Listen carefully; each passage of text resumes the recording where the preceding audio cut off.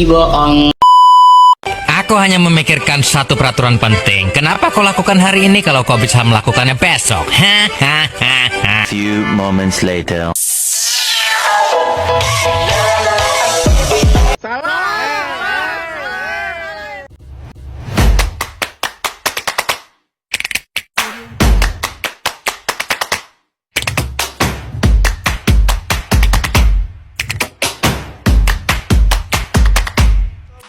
Assalamualaikum warahmatullahi wabarakatuh.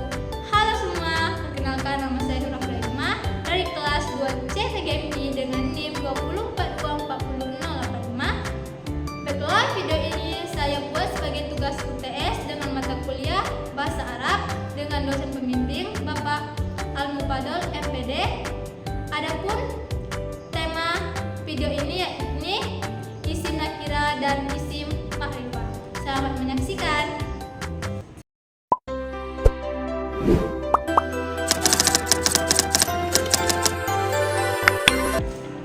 Pengertian isim nakira dan ma'rifah, yaitu yang pertama kita memasuki ke isim nakira, yaitu kata benda yang bersifat umum dan belum diketahui secara spesifik oleh pembicara dan pendengar. Artinya, kata tersebut menunjukkan sesuatu yang belum ditentukan atau belum dikenal.